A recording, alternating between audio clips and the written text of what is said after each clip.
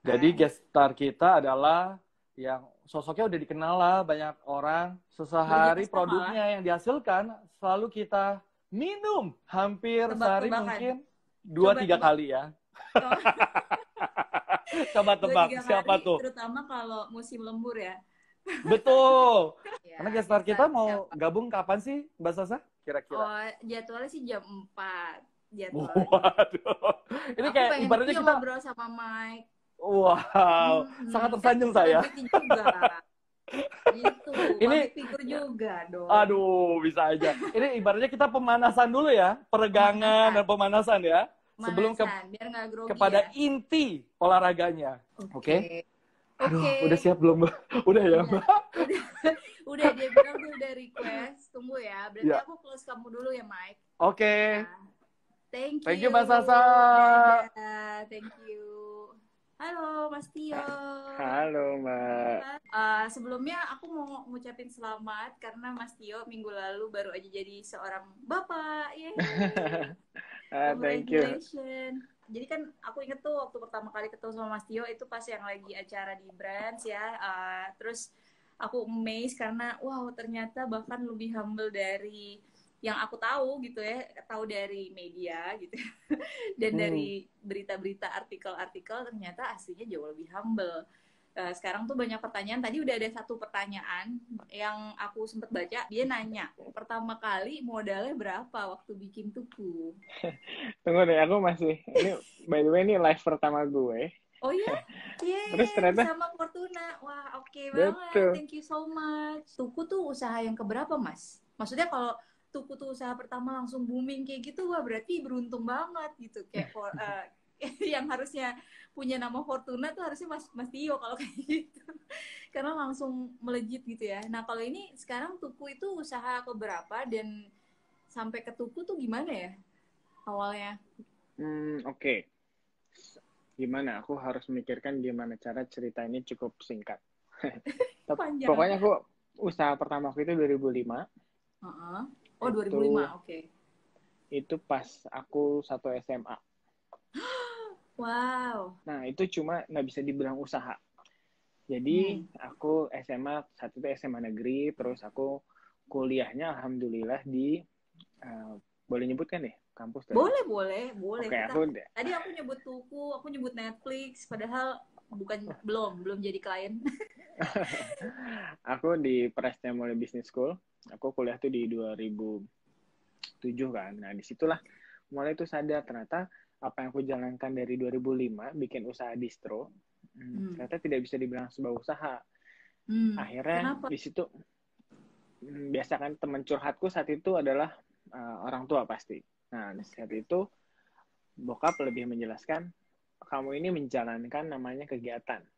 Ada jualan baju, beli baju, ada yang beli, itu lancar tuh kegiatan, bertukarannya lancar. Tapi emang kamu sudah menghitung costingnya seberapa banyak, investasinya sudah kamu perhitungkan belum? Jadi kita tidak bisa melihat apakah yang kita lakukan ini memberikan keuntungan apa tidak, investasinya kembali apa tidak, gitu-gitu sih.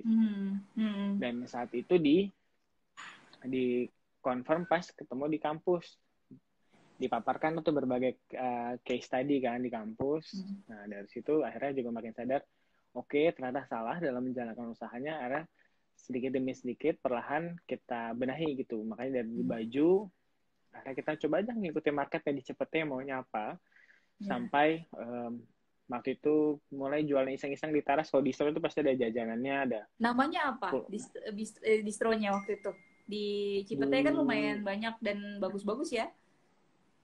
Dulu namanya Tuts 79. Oh, oke. Tuts Jangan ditanya 79. artinya kenapa. Intinya dulu aku harus disclaim dari awal, aku ini nggak punya planning, aku nggak mau jadi suka bisnis. Sudah habis itu aku sambil jalan, itu ternyata aku paham bahwa kita harus ngikutin market nih. Aku tahu distro dari nyokap. Tahu jajanan-jajanan yang dijual distro dari nyokap. Tahu kopi itu dari teman-temanku yang bikin usaha kopi bareng di kampus, namanya Komodo Coffee dulu. Jadi semua berdasarkan ya universe sekitarku adanya apa gitu. Nah, berhubung aku mager, jadi aku lebih ke arah, ya sudah memaksimalkan apa yang ada di sekitarku gitu. Ya sudah, kalau aku dapat temannya di kopi, ya udah dimaksimalin sampai sekarang gitu sih sebenarnya. Nah, Jadi akhirnya, di Cipete, selalu di Cipete itu ada alasannya nggak karena rumahnya deket Cipete atau oh oh ya? bener juga, aku belum cerita, rumahku di Cipete. Jadi kalau Wah, teman-teman semua yang di sini pernah ke Tooth House Cafe di Cipete, satu langkah ke belakang itu adalah rumahku. wah. Jadi ke kantor kerja deket banget, pulang deket banget gitu ya? Betul, namanya di rumah pakai sepatu, pakai baju pergi, ya itu aku sehari-hari dulu kayak gitu sebelum nikah. Oh gitu.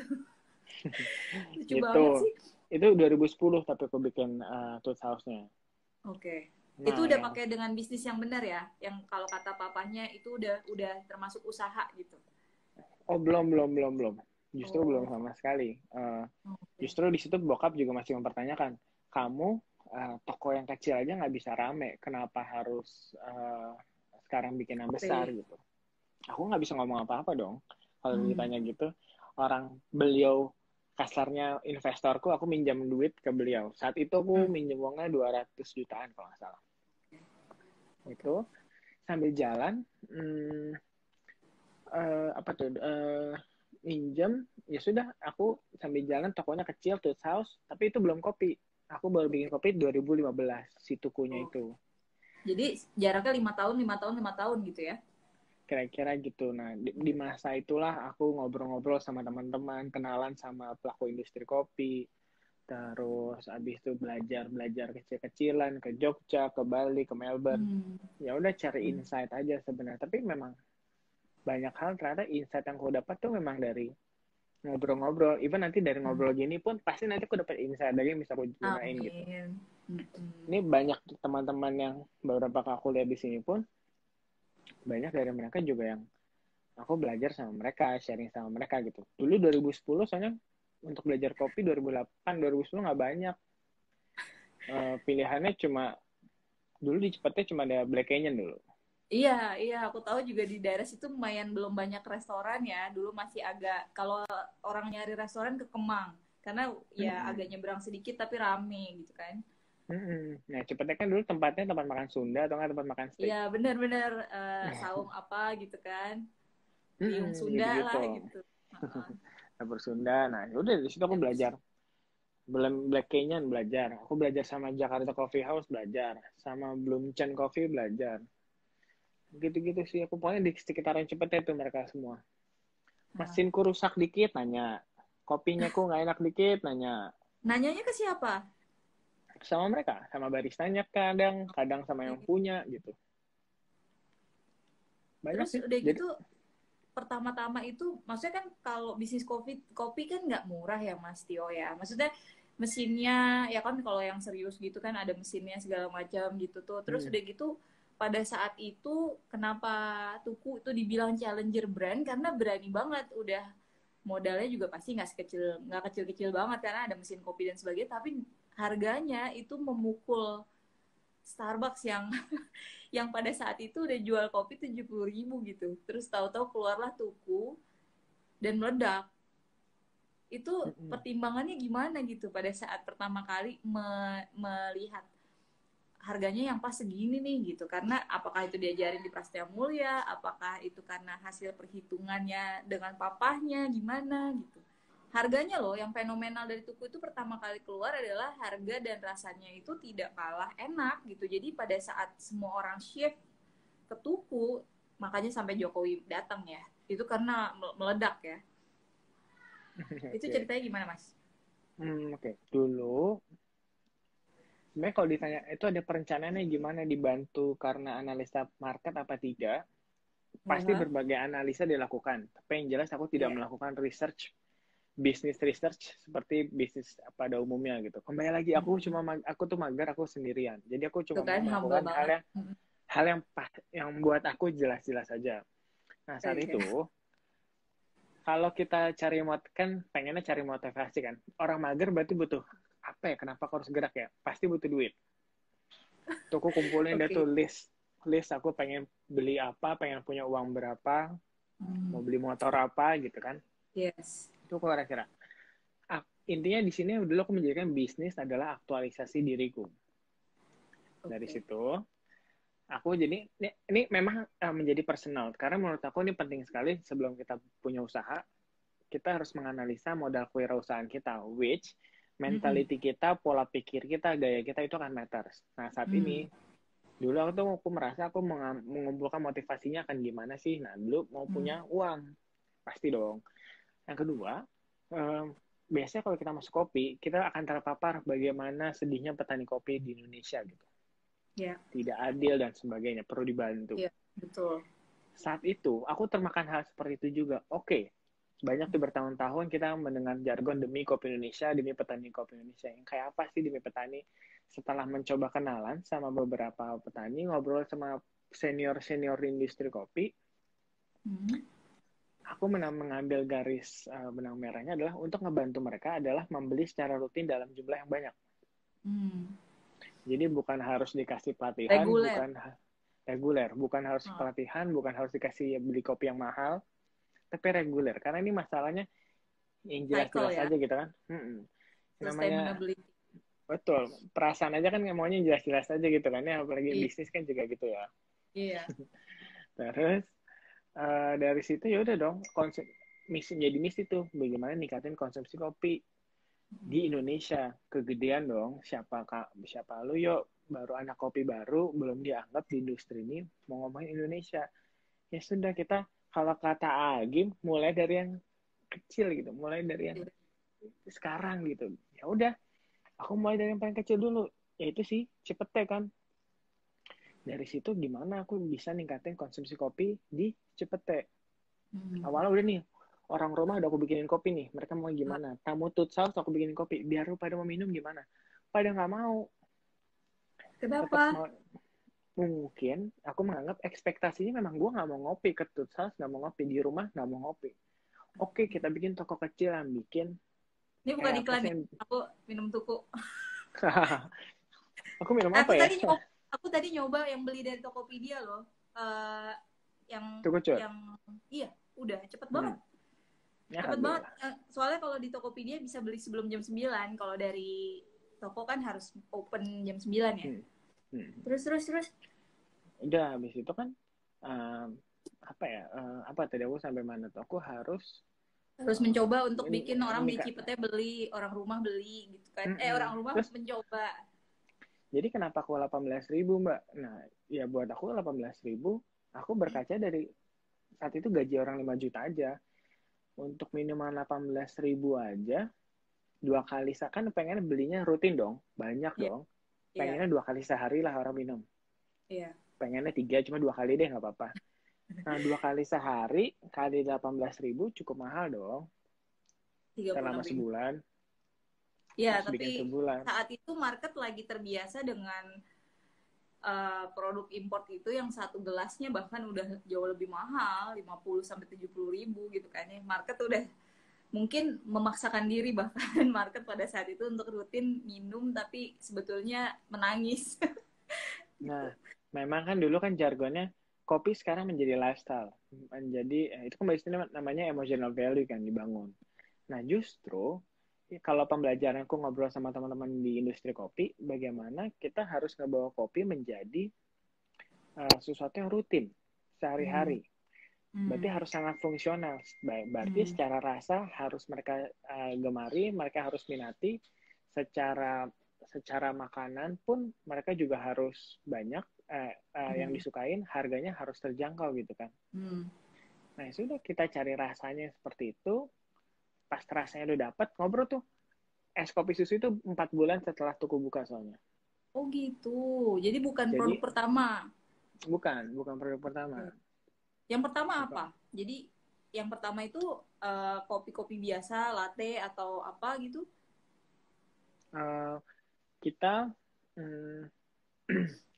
Jadi kenapa jadi 18.000? Mungkin sekarang aku jawab di sini. Pertanyaannya nyambung dari situ. Aku punya kopi dari harga Rp5.000, Rp9.000, Rp18.000, Rp25.000, Rp35.000. Oh gitu. Jadi aku tahu yang lebih mahal ada, tapi 5.000 aku nggak tahu. Emang ada ya? Dulu sempat ada. Jadi dulu. saking aku nggak taunya market cepatnya maunya apa sih, tetangga tuku Jadi ini nyoba. maunya apa sih. Oke. Jadi kan kita harus memahami dong cita rasa yang mereka pengen. Ya udah aku bikin tuh rasa macam-macam, dari ala kopi instan sampai ala-alaan pakai karamel sirup seperti Starbucks gitu. Itu semuanya aku coba bikin gitu kan. Nah tapi abis itu kembali lagi, dia maunya belinya yang mana, tiap hari apa enggak. Aku pikir yang akan dibeli itu Rp9.000. Iya. Habis beli satu pecel ayam, habis beli ayam geprek, mungkin ada uang sisa bisa buat beli kopi 9.000 gitu kan. Habis itu udah dari 15.000. Itu ada yang nggak tahu tuh, pindahin kopinya ke botol biar sehari 1 botol. Udah ada loh beli di Tokopedia. Udah gitu, apa tadi minumannya kan aku ada macam-macam ya. Ya. Dari macam-macam itu pun aku mencoba bikin dari 5.000, ternyata yang mereka minati malah yang 18.000. Tapi belum ada dingin yang saat itu. Belum ada yang dingin? Belum. Oke. Belum ada yang dingin. Tapi namanya udah susu tetangga? Belum? Sudah. Kopi sudah. Susu. Oke. Sudah. Nah, habis itu apa namanya dikumpulin es kopi susu tetangga. Ternyata mereka maunya yang gulanya nggak mau tabur, maunya cair. Nah, disitulah aku akhirnya dapat inspirasinya dari tukang cendol waktu itu di lagi sholat Jumat gitu. Oke. Karena kita pengen dapetin kan yang karamel macchiato itu orang suka tuh kan gara-gara manis, dingin gitu kan. Nah, itu kan berarti kan sebuah cita rasa yang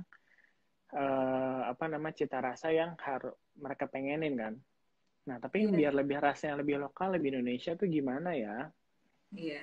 Nah, di situ aku cari apa yang rasanya sirupnya kental kayak gitu. Oh, gula aren.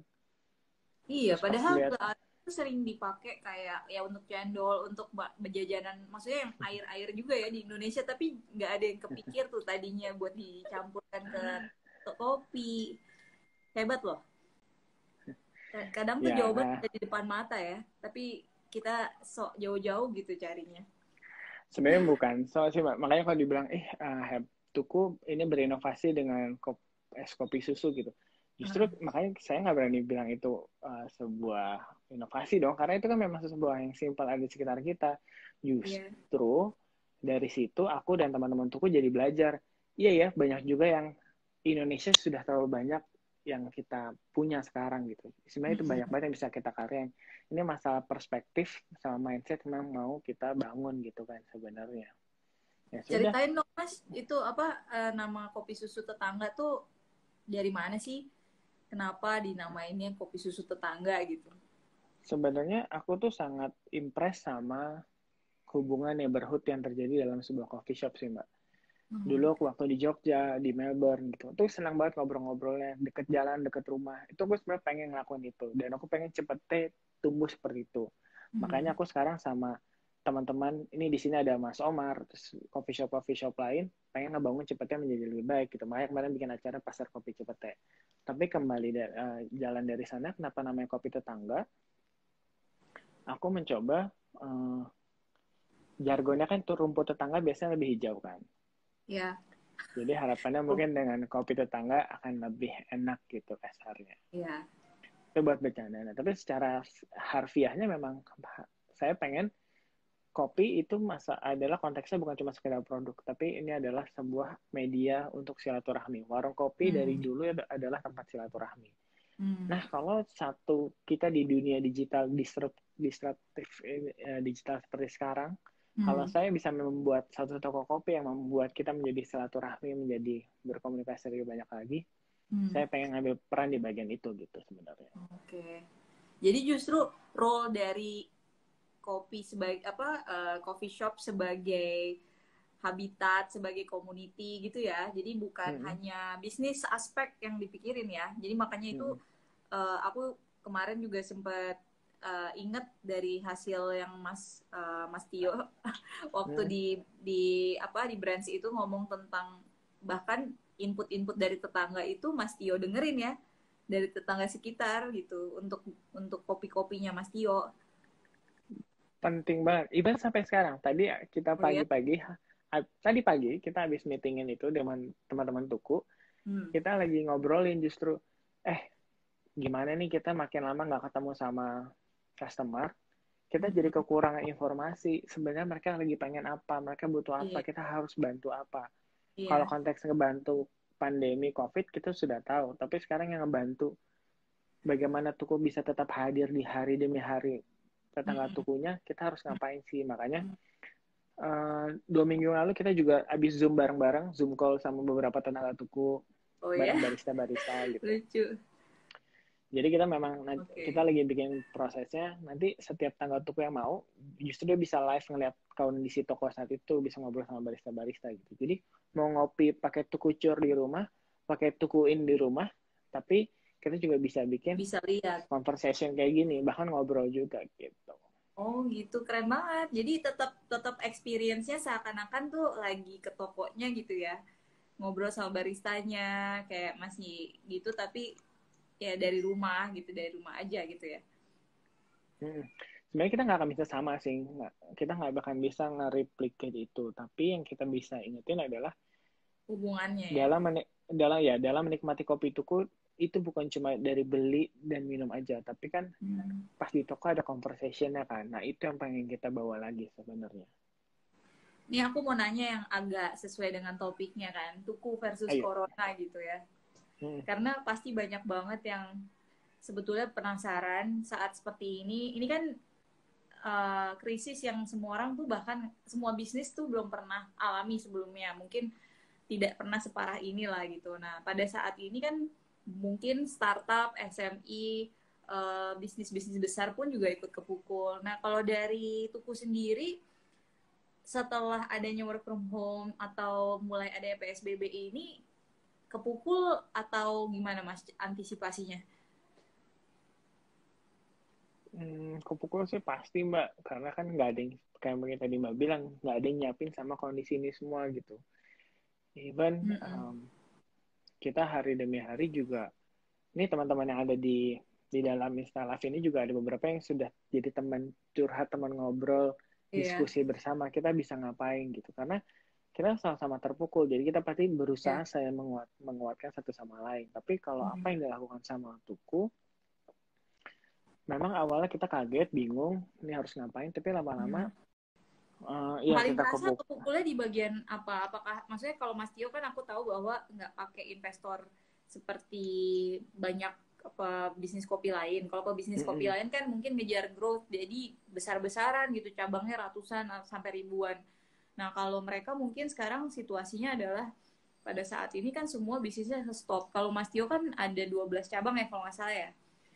Itu semua operate atas ini Mas Tio sendiri. Nah, itu yang paling berasa impact-nya gimana? Apakah mereka tetap masuk tapi gantian, atau dari sales apakah turun atau gimana Mas? Jadi sales sudah pasti turun, cuma memang bertahap. Kan dia mulai semakin turun semakin saat pemerintah semakin jelas ini COVID-nya semakin meningkat dan ada aturan-aturan seperti sekarang PSBB. Tapi apa yang kita lakukan ya kita dari awal mencoba preventif sebanyak-banyaknya gitu, dari melakukan penyuluhan, disinfektan, terus itu di Instagram bahkan kita bisa lihat tuh bagaimana dari salam asiknya tetangga barista kalau ketemu, terus kalau kita nggak bisa salaman dan desinfektan tempat, sampai akhir kita tahu bahwa kalau emang kita harus mendukung pemerintah untuk membuat orang social distancing, berarti kita nggak bisa dine in dong. That's why teman-teman Tuku juga mengeluarkan Tuku Cur kemarin. Bagaimana mereka bisa menikmati itu. Mereka tidak perlu sering-sering datang ke toko karena mereka sudah beli kopi lebih banyak gitu. Tapi semangatnya adalah memang kita yang dibutuhkan sekarang selain pastinya uang untuk bertahan, cash flow positif. Kalau menurut saya sih adalah sebuah harapan. Nah, dengan yang sekarang lagi saya dan teman-teman Tuku nikmatin adalah bagaimana di masa pandemi ini kita sama-sama tahu bahwa semua negara lagi kacau lah. Semuanya berantakan. Lagi bingung semua. Jadi kasarnya semuanya lagi riset dari nol nih. Iya, benar-benar. Nah, jadi sekarang jadi tiba-tiba saya pribadi dan teman-teman jadi semangat. Berarti kita ada kesempatan untuk menjadi lebih baik ya, karena mungkin ada beberapa kompetitor masih terpuruk, masih bingung harus ngapain. Nah, Ya. makanya yang kita pahami adalah, ayo kita segera bangkit, memahami kenapa ya Tuhan ngasih kecobaan seperti ini. Ya. Ayo kita cari sisi positifnya gitu. Dari situ, kita saling menguatkan lah di internal. Kita sudah preventif untuk jaga kesehatan, kita sudah melakukan bisnis kalkulasi perencanaan bisnis sebaik-baiknya. Sekarang menggunakan kesempatan ini, motivasi ini untuk selalu punya harapan yang lebih besar lagi buat kopi di Indonesia gitu. Jadi sekarang bagaimana kita justru selagi menanti kita bisa ngapain lagi ya buat industri ini gitu. Kita bisa ngapain lagi karena dari situ yang akan menstimulus kreativitas teman-teman di Tuku untuk berkreasi, memberikan fasilitas apa ya, produk-produk apa lagi yang harus dikeluarkan yang bisa nyenengin tetangga Tuku gitu. Jadi intinya tadi kalau dibilang kena pukulannya paling berat di mana, kalau menurut kita bisnis pasti kedua mentality sih. Karena kita jadi bingung kan, jadi kita harus ngapain? Kita lagi seru-serunya nih awal tahun bikin town hall kan, meeting mau yang gede, hilang. Berarti kita harus mengganti kekosongan itu dengan sebuah rencana baru yang sama baiknya dan kalau perlu lebih besar lagi. Nah, makanya kita ngingetin dong, motivasinya jangan terpuruk. Kalau cuma survival, ya kita ngabisin aja sisa duit buat survive. Tapi kan itu cuma survive. Yang kita mau kan bagaimana kita terus bangkit dan menjadi lebih baik lagi gitu. Nah, ini alhamdulillah. Sebetulnya sekarang lagi ada project yang lagi dilakukan atau ekspansi yang lagi direncanakan nggak sih yang akhirnya harus di-adjust atau berhenti gara-gara ini gitu? Ada banget Mbak. Jadi sebutlah anggap semua yang kita rencanakan semua diulang, nggak ada. Jadi 2020 ini yang harusnya ngapain kita nolin. Oke. Karena baik lagi yang kita perlu langkah utamanya adalah menyelamatkan diri sendiri, menyelamatkan perusahaan, menyelamatkan pegawai, habis itu berkontribusi terhadap ekonomi daerah gitu, Indonesia, daerah habis itu Indonesia gitu kan. Nah dari situ jadinya kita lebih fokus gimana cara kita bisa bertahan dulu, tapi dengan bertahan itu pun membuat kita punya nafas buat hidup lebih panjang. Nah makanya sebenarnya kayak Tukucur ini sudah ada plannya udah lama. Cuma kita nggak punya momentumnya. Nah sekarang kita punya alasannya buat ngeluarin itu, ya sudah kita keluarin. Baik lagi, jadi sebenarnya Tuhan sudah memberikan kita akal, rezekinya sudah diatur, tinggal kita pilih-pilih yang mana yang maksud Tuhan yang buat kita bisa tumbuh ya. Ya sudah, makanya sekarang juga tadi di meeting kita lagi ngobrolin sambil di video call gini, kita lagi mencoba brainstorm ada ide apa lagi ya, kita bisa ngapain lagi ya, tetangga Tuku pengennya diapain ya, industri ini pengennya harusnya dibantu apa ya gitu. Karena kita kalau kita mikirnya makin jauh, kita nggak akan mikirin survival mode lagi gitu. Yang ada kita akan memanfaatkan momentum ini untuk membawa industri kopi Indonesia menjadi lebih baik lagi gitu. Iya, aku selalu percaya sih. Jadi kalau aku tuh percaya bahwa negativity is brilliant gitu ya, karena pada saat ada negativity sebetulnya ada sisi positif yang kalau dilihat dan digunakan itu justru menjadi sesuatu yang brilliant gitu kan, karena kalau kita menyerah ya udah, tapi kalau misalnya kita ini berarti kan kalau kita survive this, I think we can survive everything ya, bahkan lebih stronger than before gitu. Pertanyaan lagi nih Mas. Ayo. Sekarang nih kalau corona sampai September atau bahkan sampai Desember gitu ya, itu gimana ya? Maksudnya untuk bisnis kopi yang daily consume gitu, apakah udah ada inovasi yang lagi dibuat sama Mas Tio, atau justru mungkin sekarang nanti semuanya tuh versi online, apakah punya pemikiran ke sana gitu? Ini karena menurut Presiden tuh bisa jadi sampai akhir tahun gitu loh. Itu dia. Yang jelas Mbak, yang saya harus syukuri sekarang adalah saya bersyukur saya punya tim yang seperti saya punya sekarang di Tuku dan di kantornya gitu. Karena mereka lah yang mewaraskan saya untuk kita bisa loh begini, kita masih bisa loh survive. Jadi kita ngomong bahkan gimana nih September.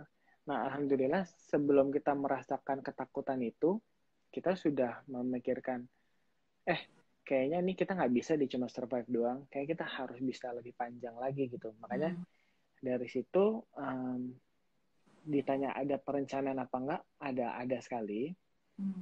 Cuma kembali lagi, kita nggak pernah tahu Mbak, September rasanya juga membayangkan September terlalu jauh kan. Benar. Makanya meskipun kita tetap punya, tapi yang bisa kita lakukan sekarang nggak ada, kita cuma R&D produk setiap hari terjadi. Oke. Kemarin saya ngikutin kembangan. Kalau saya share, bahkan saya tadi saya ceritakan saya dari rumah sakit kan, itu pun di rumah sakit pun kita tetap R&D produknya terus-terusan gitu, karena kita tetap yang kita nggak punya kan sekarang waktu kan Mbak, kita butuh begitu momentumnya ada kita bisa bergerak kayak gitu. Jadi alhamdulillah saya dibantu sama teman-teman yang bisa melakukan R&D, melakukan analisa secara mendalam, baik dari segi keuangan, operation. Jadinya by September kita sudah mengambil beberapa langkah. Kalau market perekonomian berubah seperti apa, kita akan ngapain. Kalau ternyata sudah membaik dari bulan Juli, kita akan ngapain. Gitu sih. Ini ada pertanyaan dari Aldi Lantip nih. Mas Tio, sekarang banyak kopi-kopi baru yang mirip. Gimana cara tuku counter itu? Bahkan saya nggak kepikiran untuk meng-counter sih Mbak gitu kan. Karena kalau saya ingat-ingat dulu saya ngobrol 2015 sampai 2017 sama teman-teman pelaku kopi, kita yang di industri kopi ini, yang kita nanti adalah industri yang lebih bergeliat, konsumsi yang lebih meningkat. Dan buat saya, semua kompetitor ini, saya nggak akan bilang kompetisi rezeki udah diatur, kita yang penting jalan aja gitu. Enggak, saya tetap berkompetisi sama mereka semua. Tapi saya nggak perlu meng-counter, karena menurut itu saya... Yang fanatik tuh belain tuh. Emang fanatik banget. Beda nggak tuh sama kopi lain. Ya, oke. Terus, Alhamdulillah kalau kerasanya gitu. Iya, banyak loh, banyak fanatiknya. Jadi, menurut aku Tuku sebagai brand kopi itu sendiri positioningnya udah memisahkan diri dari yang mereka yang dianggap follower ya, karena memang Tuku yang memulai gitu. Terus Mas, apa tadi Mbak? Aku jadi tadi lupa. kamu counter, Mas Tio nggak mau counter karena kompetisinya mungkin. Ya, aku tidak meng-counter, justru aku butuh bantuan mereka buat membuat kopi ini bisa jadi kayak es teh manis, kopi ini bisa kayak es jeruk gitu. Kopi ini jangan cuma jadi keren-kerenan semata gitu. Kopi ini harus bisa menjadi basic needs gitu. Justru dengan banyak kompetitor ini membuat ini semakin wajar produk ini untuk terus ada gitu sebenarnya. Makin ngefans nih kayaknya, dengar jawabannya yang ngefans tadi makin ngefans kayaknya sama Tio dan Tuku. Tuh, setuju Mas katanya. Nggak usah di counter karena itu punya HP. Apa sih? HP. Saya bisa relate dengan bercandaan itu. Iya. Iya, ada yang terus apalagi nih? Ada pertanyaan. Jadi total udah berapa kali bisnis sampai akhirnya ketemu yang pas? Terus sekarang setelah sukses dengan Tuku, yang lain dijalanin nggak? Kalau sebelum Tuku itu adanya Tuts 79, Tuts House masih ada sampai sekarang. Komodo Coffee, Tuts House, Tuts 79, Komodo Coffee sudah selesai. Tuts House masih ada sampai sekarang. Coffee on Wheels juga sudah selesai. Habis itu Tuku. Jadi kelima Tuku ini. Oke. Tapi yang masih jalan 2 berarti, Tuku sama Tuts House. Tapi setelah di luar itu kita masih ada beberapa brand lagi sih. Tapi setelah Tuku dia dibangunnya. Oke. Berarti sekarang udah punya beberapa bisnis lain ya? Ekspansi ke bisnis lain yang sama kayak F&B atau beda banget industrinya, maksudnya apakah ke fashion atau kemana? Dalam 2 tahun ini kita masih F&B semua sih Mbak. Oke, F&B. Terus aku kemarin kan sempat dengar tuh waktu di pembicaraan di seminar yang sebelumnya mau expand ke luar negeri juga ya Kak. ini sekarang dengan COVID berarti di stop dulu ya Mas ya? Prosesnya ribet banget nggak tuh stop itu dan pending semua tuh jadinya gimana tuh? Sempat kerugian besar dong? Enggak. Kita belum bergerak sejauh itu. Kemarin kan mungkin kita pembahasan itu adalah ditanyakan ada nggak sih rencananya ada, ikhtiar kesananya dilakukan, cuma kita belum mulai sejauh itu sih Mbak. Tapi yang jelas, kalaupun ada proyek-proyeknya tadi yang mandek, itu lagi baik lagi jangan dibikin ribet gitu kan. Iya. Ya kita Let go ya. Let go pasti itu kita sampingkan, pasti abis ini bisa kepake lagi kok. Gitu, iya benar. Ada pertanyaan lagi, kalau misalnya tadi itu kan Mas Tio kan punya perhatian yang besar banget sama petani kan. Nah ini kan COVID kayak gini juga mereka yang paling kepukul juga ya, karena konsumsinya menurun, pembelian juga mungkin menurun, dan mereka sendiri mungkin tidak bisa beraktivitas seperti biasanya gitu ya, ke kebun dan sebagainya. Itu yang dilakukan Tuku so far gimana Mas untuk mereka? Ini petani di hulu ya? Kalau di hulu sih kita komunikasi terakhir, saya belum berhubungan sama semua petani. Tapi beberapa yang kita berhubungan sih justru kemarin saya pernah share di story saya, justru mereka yang menawarkan, Mas Tio di hilir atau pelaku kopi di hilir butuh bantuan apa dari kita? Karena misalnya gampangnya gini, ada yang bilang, lah orang petani aja butuh uang, masa dia bantuin kita? Ada, tapi kalau dari yang satu case aja yang saya bahas adalah, yang saya obrolin, saya cari tahu informasinya adalah ternyata ya mereka itu juga pada dasarnya belum terlalu kena dampaknya COVID karena mereka di hulu kan. Tapi tetap di kota mereka itu sudah jadi masalah. Bedanya hulu sama hilir kalau di kopi itu gimana sih Mas? Saya kan di hilir, saya pelaku di end-to-end ke customer sampai kan. ke konsumen gitu kan ya. Kalau hulu kan di kebun kan. Belinya dari mereka gitu kan. Jadi hulu ini si petaninya nih, kita hitungkan petaninya, prosesornya dan semuanya gitu kan. Nah mereka menawarkan mau nggak kita support, apakah kita harganya perlu kita turunin gitu. Maksudnya mereka adalah sebenarnya biar kita punya mampu beli kan.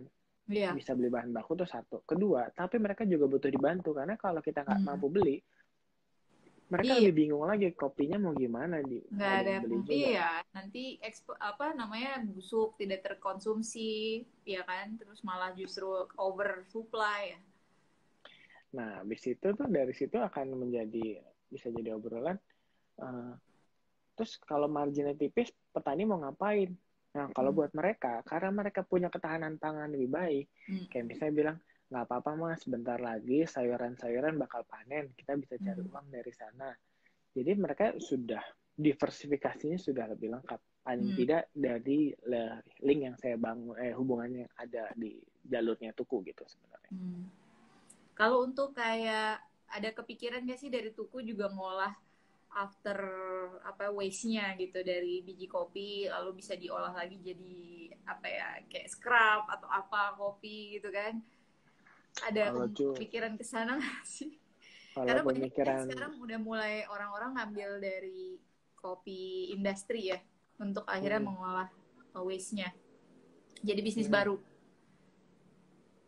Kalau pemikirannya aja sih udah, tapi kembali lagi kalau saya tidak mendengar itu akan dibutuhkan secara masif sama tetangga Tuku, kita belum bisa ngelakuin. Tapi kita ada R&D bahkan sudah dilakukan, dicoba mengolah ampas-ampas kopi itu udah diolah.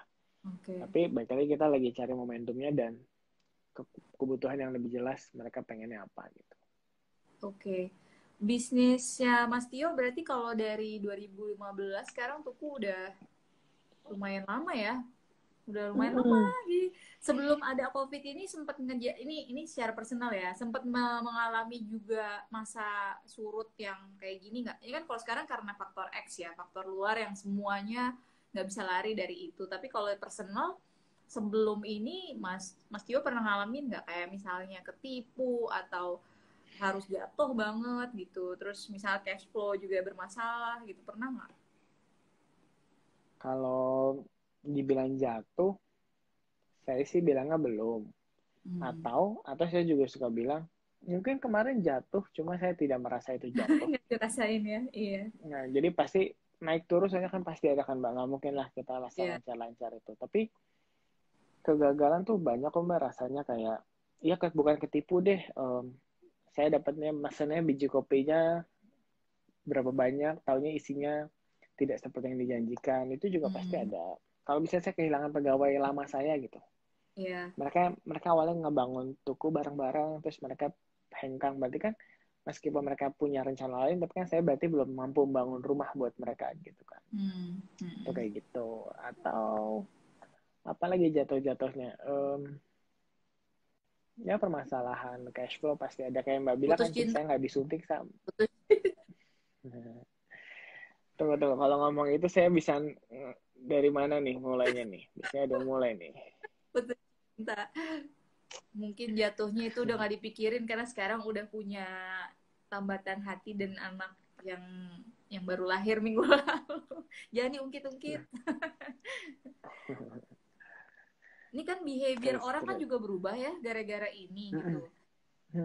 Nah kalau behavior berubah, bahkan menurut aku kalau misalnya konsepnya namanya kopi susu tetangga, nanti mungkin konsep kita bertetangga juga berubah nih Mas. Betul. Itu saya nggak tahu gimananya, saya nggak tahu harus seperti apa, tapi memang itu yang lagi harus kita perhatikan. Itu harus malah kita perhatikan karena ya kita sama-sama tahu akan ada behavior baru pokoknya. Dan kita sebagai pelaku usaha dalam hal ini ya kita cuma bisa adaptif, berusaha seagile mungkin kan gitu kan Mbak. Iya betul. Jadi sekarang makanya saya suka bilang sama teman-teman, perbanyak gandengan tangan, perkuat gandengannya, make sure kita punya ekosistem yang solid. Habis itu kenali dengan betul siapa market kita. Dari situ pasti kita akan bisa mengisi gap bahwa kita punyanya apa, mereka pengennya apa. Nah, itu kita tinggal segera nemuin itu. Selama kita tidak berantem sama idealis kita, harusnya sekarang ini banyak prospek-prospek usaha baru yang bisa kita jalanin gitu. Mas Tio, ini kan anak-anaknya yang nonton banyak yang pasti punya pemikiran mau bisnis sendiri gitu ya. Pasti banyak lah yang deep down inside gitu. Tapi juga ada banyak yang justru baru mulai tapi harus kepukul atau mengalah sama situasi yang sekarang. Atau bahkan yang malah justru mundur sebelum mulai gitu. Mas Tio sendiri karena udah menjalani lumayan lama ya, Tuku sendiri udah berarti 10 tahun ada ya berarti? Belum. 5 tahun ya. Untuk Tuku sendiri. Tuku 5 tahun. Ada note nggak sih sebetulnya apa yang harus disiapin? Karena banyak yang akhirnya berpikir kalau misalnya tren kopi, oh ya udah semua bisnis kopi gitu kan. Padahal bisnis nggak segampang itu misalnya gitu. Kayak mungkin tadi nasihat papahnya Mas Tio tuh bagus banget ya. Emang backgroundnya papahnya bisnis juga ya? Teknik sipil. Oh, tapi mengerti bisnis banget ya? Arsitek. Pernah di Prasmul juga saya S2-nya. Oh iya. Aku juga di Prasmul dulu, setahun. Oh iya betul, balik cerita. Iya, benar. Nah, tapi Mas Tio tuh yang S1 apa S2? S1. Nah, S1 tuh, memang S1 tuh katanya jebolan-jebolan S1 itu justru lebih ke praktek. Karena kalau aku waktu di Prasmul S2, itu aku agak shock karena pelajarannya akademis banget. Jadi prakteknya tuh justru kurang ya. Jadi memang benar-benar akuntansi, statistik gitu-gitu. Nah, mungkin ya malah yang S1 tuh menurut aku emang katanya sampai tahan banting dan punya banyak bisnis tuh teman aku juga ada Mary. Itu karena ada study case ya, ada case-case yang dipraktekin ya. Dulu waktu di Prasmul apa yang dipraktekin? Dari Mas Tio sendiri bikin bisnis apa? Untuk tugas itu kenapa ada kopi? Karena saya dulu tergabung sama Komodo Coffee dulu. Oh, itu pas lagi kuliah itu ya? Oh, oke. Tapi Komodo Kopinya nggak berlanjut nih sekarang? Enggak. Namanya kampus kan dibikin rame-rame, pasti kan susah jalaninnya. Cuma alhamdulillah. Kenapa? Komodo. Namanya kenapa Komodo Kopi? Karena dulu foundernya, bukan saya, foundernya itu ngambil kopinya dari NTT. Oh, oke. Dan dulu kita bikinnya sosial, beli 1 kopi nyumbang 1.000 untuk anak di dusun di sana. Oh, wow, bagus banget. Cuma alhamdulillah, even yang sekarang saya dibantu sama yang megang bisnis di tukunya, itu juga anak Komodo Coffee dulu. Namanya Mbak Diana. Masih partneran ya sampai sekarang.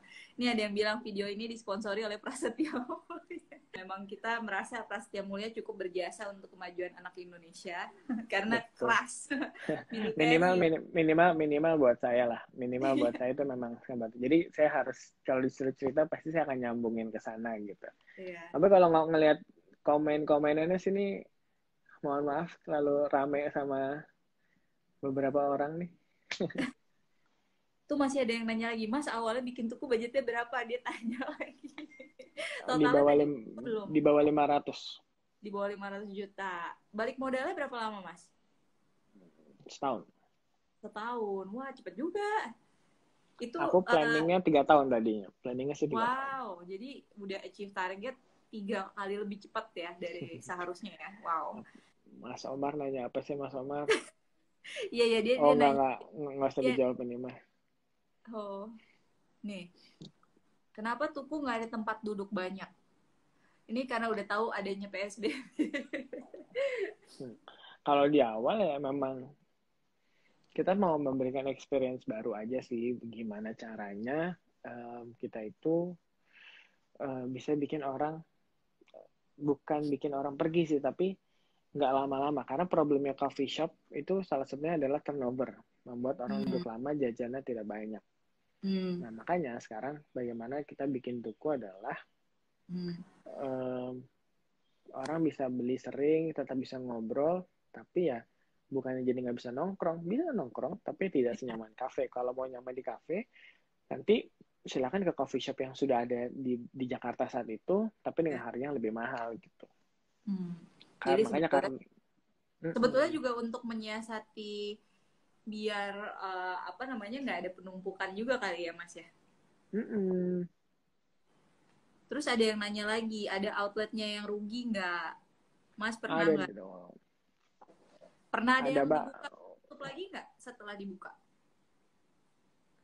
Belum. Alhamdulillah tuku belum ada yang ditutup, tapi kalau ditanya ada yang rugi, ada. Tapi alhamdulillah sekarang sudah membaik. Sekarang ada di mana aja? Diceritain. Sekarang tuku Jadi tuku awal itu adanya di Cipete. Dia di toko yang di Cipete. Yang kedua aku bikinnya dulu di Pasar Santa. Sebenarnya ada di Ruci, tapi habis itu pindah ke Pasar Santa. Habis itu yang ketiga di Bintaro sektor 1. Nah yang keempat, pas habis Jokowi datang, aku bikin satu toko khusus online di daerah Antasari situ. Khusus online. Terus sudah lama, jalan setahun lagi, kelima buka di BSD. Kita mau coba keluar kota, tapi di Tangsel keluar kotanya. Sekarang total 12, ada yang di luar pulau, ada yang di luar Jakarta nggak? Di luar Jakarta? Iya, maksudnya di luar Tangsel juga. Oh, di luar Tangsel nggak ada, belum ada. Belum ada? Mohon doanya. Ada Cibubur paling. Oh gitu, jadi Bandung pun belum ada? Belum, mohon doanya aja. Ada rencana tapi kali ya, kalau Bandung. Pasti banyak yang nungguin sih. Ini anak-anak Bandung mana nih? Pasti banyak nih anak-anak Bandung juga nih. Adanya nih, saya lihat adanya anak Jogja nih. Ini ada yang nanya lagi, tips bertahan hidup di era sekarang dong, karena kayaknya bakalan lama ini pandemi. Pertama, pastinya, ini ada Mas Candi. Pertama, follow Mas Candi Soleman ini. Silahkan tuh, itu bisa di-follow Mas Candinya. Habis itu, karena intinya kita harus positive thinking dulu. Memahami kenapa kita terperangkap dengan kondisi seperti ini. Gitu. Kenapa Tuhan ngasih cobaan kayak gini. Sebenarnya itu sangat personal sih menurut saya. Tapi kembali, kalau kita tidak bisa menyelesaikan dengan kondisi sendiri, kreativitas kita nggak akan jalan. Gitu. Nah, dari setelah kreativitas jalan, berpikir sudah jernih, mulailah di sini dengan open-minded, melihat aspek-aspek lebih banyak lagi. Mungkin kita banyak sama ini cuma melihat handphone, tapi saat ini kita perlu ngobrol lebih banyak sama orang. Meskipun secara digital, kita gali-gali, kita butuhnya apa. Pasti ada sesuatu yang bisa kita lakukan gitu. Yang masalahnya adalah kita harus punya mindset yang positif sehingga apapun langkah yang kita lakuin itu mengarah ke arah yang lebih baik gitu. Setuju. Mas sekarang udah banyak pesaingnya, gimana caranya tetap eksis? Padahal Tuku ini nggak juga ada. Kita nggak ada rencana untuk eksis. wow. Kita cuma berharap laku. Iya.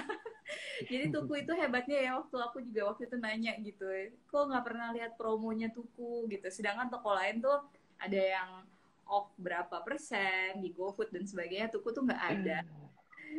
Dan very cool in a way, kayak ya udah tenang aja gitu jalan. Terus aku nanya kan, sementara dikepung nih, jadi dikepung sama kompetitor dari mana-mana.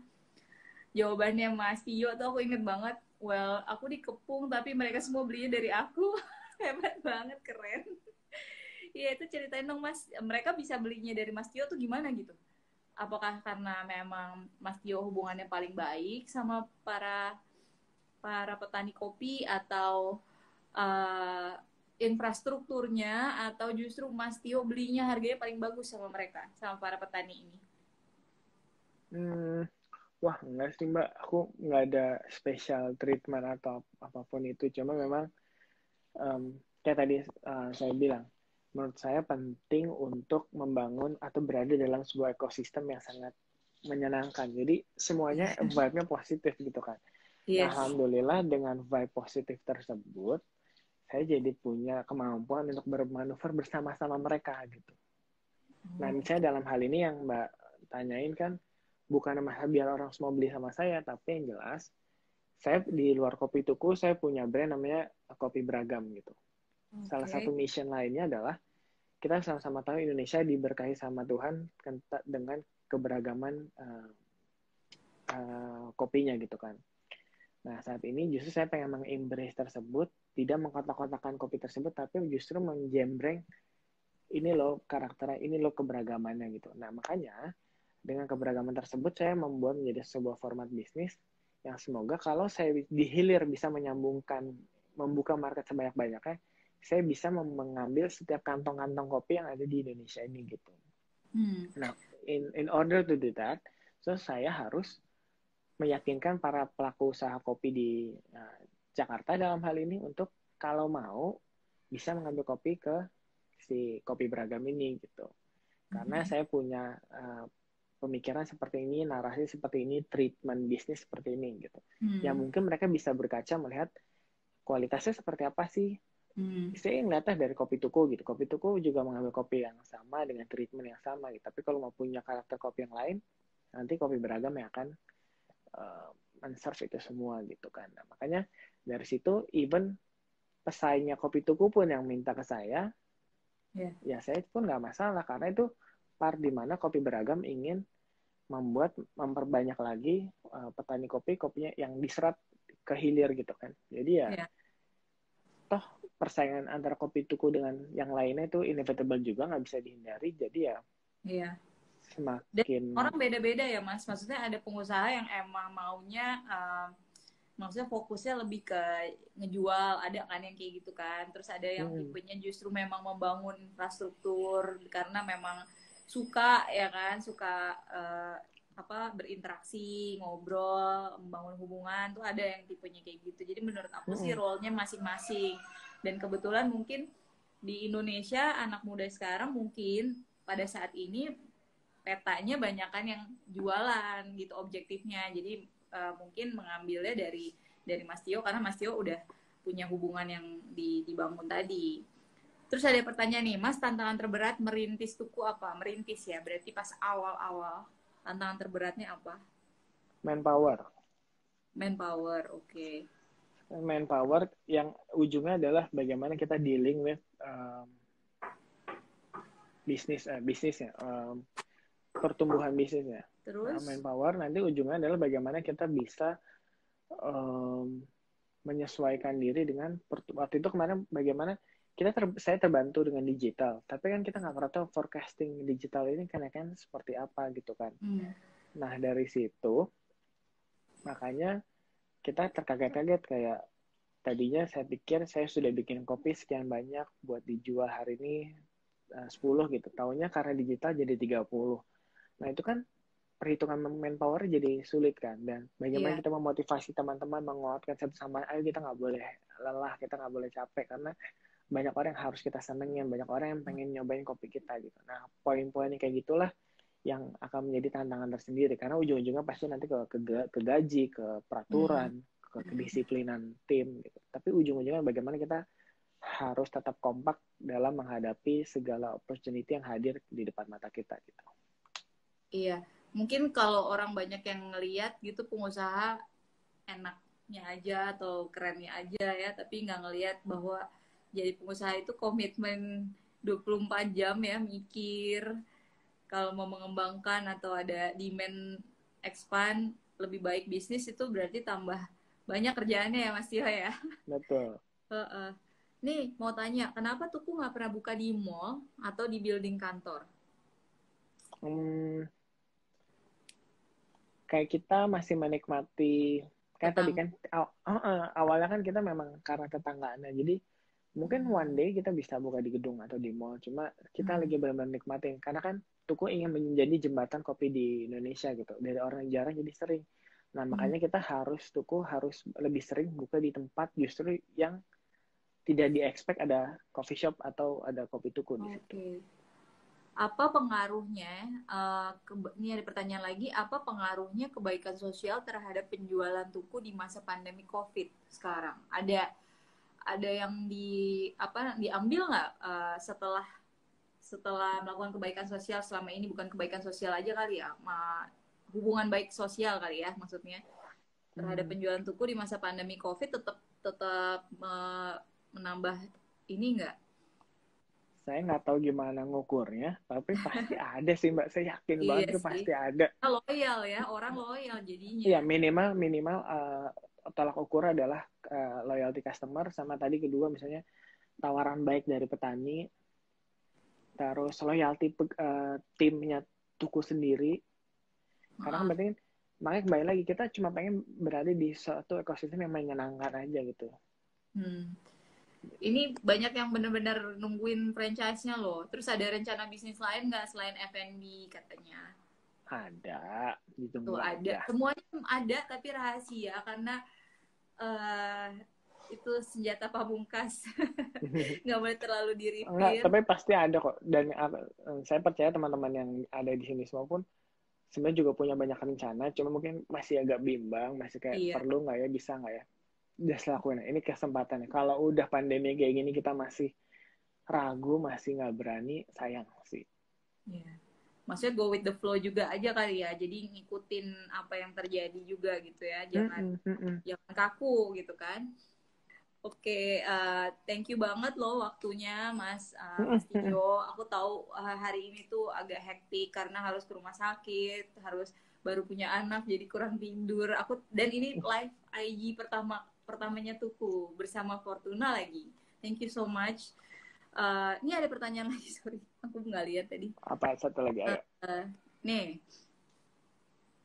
Mas, resep Tuku apa sih kok bisa enak? Oke, Jebakan nih. cara nanti saya coba share lagi. Basically, saya share. Basically itu sekitar 20 sampai 25 mili espresso. Oke. Dengan 150 mili, sekitar 120 sampai 150 mili krim atau susu. Oke. Habis Dicatat, itu guys. gula arennya sekitar 20 sampai 25 mili. Oke. Es batu campur. Oke. Tapi kalau mau lebih gampang, silakan ditukuin di Tokopedia 55.000, tinggal dituang. Nanti bisa dicampur dengan berbagai espresso dari coffee shop lain. Misalnya kemarin saya sama teman-teman Tuku nyobain dengan 2 kopi dengan pikul, waktu itu kemarin nyobainnya. Kita bikin cold brew, jadi tinggal di mix sama tukuin. Insya Allah nggak akan jauh-jauh amat. Gitu. Jadi yang dijual di Tokopedia itu yang 1 liter itu masih bisa dicampur sama kopi lain juga ya? Yang tukuin. Jadi ada yang tukucur, Yang 85.000, yang tukuin harga 55.000. Itu jadi isinya kalau tukuin itu susu, sebetulnya mixnya. Susu, krim, sama gula aren. Oke. Jadi aku pengen ngajak semua teman-teman di sini semua. It's not about kita senang sama satu brand aja, tapi saya mau ngajak semua, ayo kita mendivine ulang kopi Indonesia seperti apa, rasa-rasa kopi yang disenengin sama orang Indonesia kan seperti apa. Di momen kayak gini, saya minta bantuan sama semua teman-teman. Ini mungkin di sini cuma 52 orang. Diajak teman-temannya explore ngopi di rumahnya ngapain. Kan kalau di saya hashtagnya tuku di rumahnya. Tuku di rumah dengan apa? Nah, saya membantu dengan membuat tukuin. Silakan bikin sesuatu dengan apa, mau bikin kue, bikin minuman. Istri saya bikin kue dengan tukuin. Nah, nanti yang lain juga mau bikin kopi dengan coffee shop lain, nyobain pakai teh, pakai apapun, cobain dituin. Kalau memang berangkatnya dari situ. Tapi di luar itu, ayo kita explore bareng supaya habis ini kita bisa cerita-ceritaan sebenarnya cara ngopi yang diminati, yang disenengin, rasa yang dicari sama orang Indonesia kayak apa sih? Nah, di situ sampaikan ke barista terdekat kalian, di tetangga-tetangga coffee shop kalian, biarkan mereka mengeksplorasi another kopi tetangga yang lainnya gitu. Ini ada lagi pertanyaan. Sebetulnya ada pertanyaan dari Mas Omar juga, tapi yang ini serius kok. Apa tuh? Mas, sejauh mana brand value boleh diterobos terkait produk yang dijual di masa survival mode ini? Berat. Sangat pasti boleh. Pasti brand boleh. Value ya? Nggak, kalau buat saya saat ini justru ditabraknya saat bikin brand value-nya baik, pasti yang mau ditabraknya juga dengan cara baik. Jadi pasti itu cuma masalah adjustment. Kecuali dari baik jadi jahat, jadi jelek. Yang itu pasti benar. Saya rasa nggak mungkin itu kan. Karena kayak gini Mas Omar. Keluar dari personality. Ya, Mas Omar juga sebagai orang yang baik, pasti dia akan menggunakan hal tersebut dengan cara yang baik juga gitu. Betul Mas Omar ya? Ini ada satu lagi tips buat jadi entrepreneur dong Mas Tio. Kenali diri sendiri terlebih dahulu. Tidak semua orang bisa jadi entrepreneur, tapi semua orang pasti punya jiwa intrapreneur. Apa tuh bedanya? Intra kan di dalamnya. Tapi kan untuk menjadi entrepreneur pun kita harus bisa berani mengambil risiko dan sebagainya. Kadang kan semua orang butuh momentum, kadang orang butuh luck-nya gitu. Justru itu saat kita mengenal diri sendiri, kita akan tahu kapan momentum itu ada dan itu kita ambil apa enggak. Masalahnya orang tidak berani menjadi entrepreneur karena dia takut. Nah, takut itu kan hanya masalah mindset. Tapi begitu kita bisa mengolah menjadi sesuatu yang jangan gambling, jangan high risk high return. Kita bukan judi.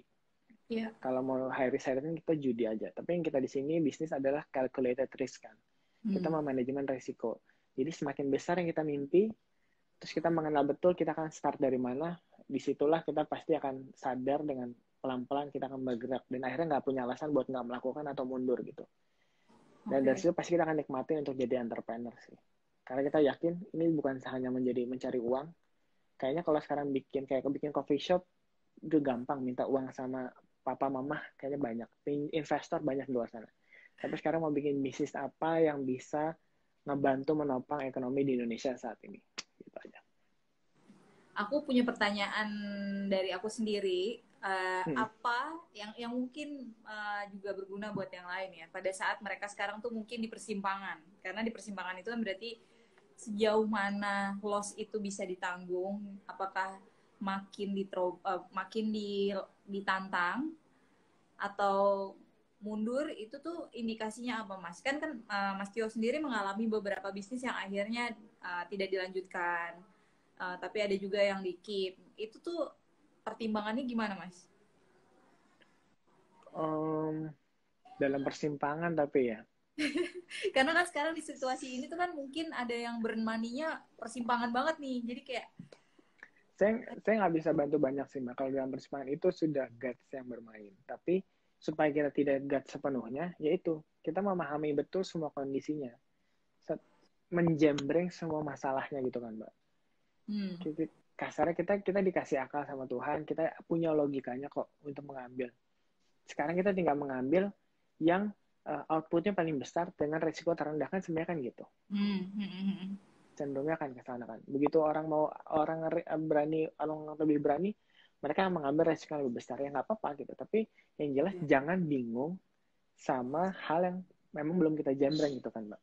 Jadi persimpangan itu kadang-kadang ya kita sendiri yang tidak mau mengarahkan kanan atau kiri soalnya.